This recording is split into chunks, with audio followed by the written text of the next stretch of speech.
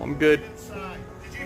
This cop became the reason for this man to create the channel named Lackluster Media, because when he called the cops to help his neighbor, he decided to record the whole incident, but one of the officers had an issue with him recording and even threatened to arrest him. We need you to get inside. For what? Hey, I'll be back to arrest you if you don't get inside. You're gonna arrest me on my own property for standing I'll on... be back to arrest you. Okay. You're gonna get arrested. I give you lawful order. For standing on my porch. I called you. I'll be back with the summons. You can explain it. You got it. You'll talk to my lawyer. What's your name and badge number then? Hey, name and badge number.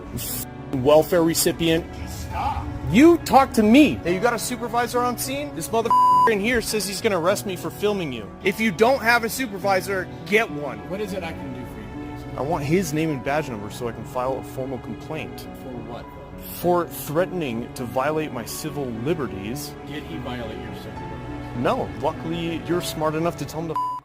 Welcome back, everybody. As many of you guys know, I'm a law enforcement trainer instructor. I train and instruct military and law enforcement all across the country on various law enforcement disciplines to include constitutional law, case law, patrol tactics, use of force, criminal investigations, etc.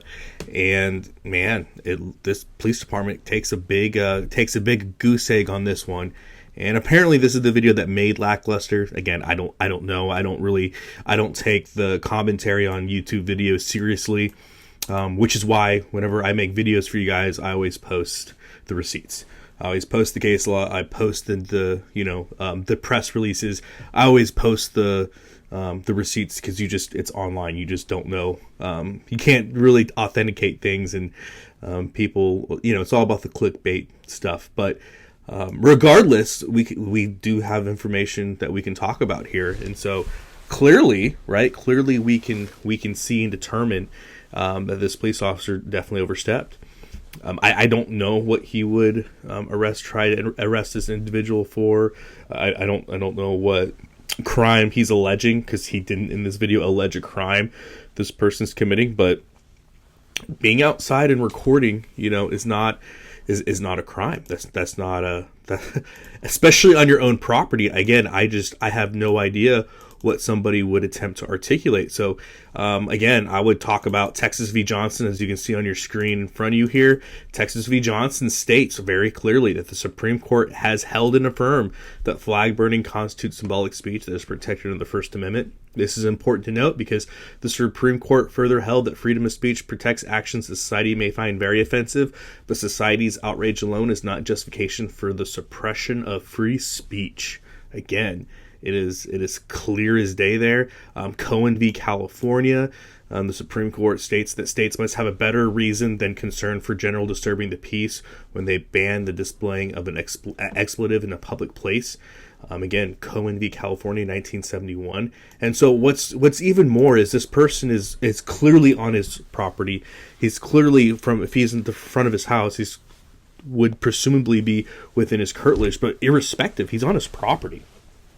And so if he wants to get out and do this, who is the police to say no? And then if he wanted to hurl an explicitive, right? If you wanted to, call him he called him a welfare recipient using the F word. He's well within his right to do that. Again, that is protected by Texas v. Johnson and Cohen v. California, 2 Supreme Court case precedents. I mean, he's literally doing what the Supreme Court said is 100% well within his rights.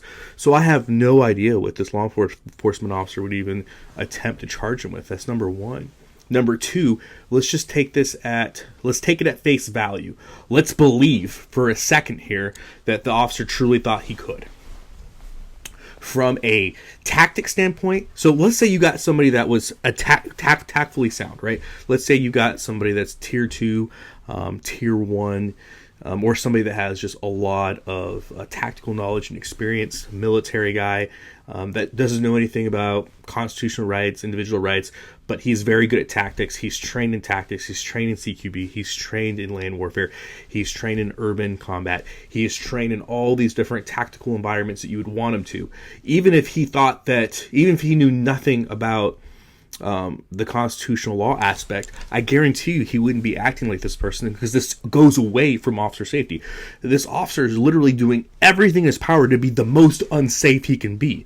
Number one, attempting and threatening to violate rights, and then not keeping the eye on the threat. Obviously, you have officers that are staging, officers that are going in with shields, you have EMS, so you can see they have ambulance with lights on, staging in the background. So even if you had no idea from a constitutional law standpoint, and you were nothing but a trained shooter, you wouldn't even be behaving in this way, because you understand that there is obviously a threat that you need to take care of. So even from an officer safety standpoint, in which officers are so will use the guise of officer safety to violate people's rights, and we've seen that even from an officer safety standpoint, the officer isn't doing anything that was going to put him in a better position. At least if he was using cover and concealment and he was utilizing good tactics, I can at least say, okay, at least he's doing something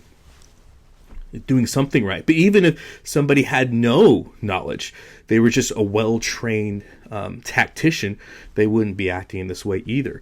So this officer takes a big L on both sides. And then when the supervisor does show up, what do you want me to? What do you want to complain about? What did he do? He threatened to violate my rights. Can you address that? Well, he didn't, though, right? So there's nothing to worry about. I think that's what people are talking about.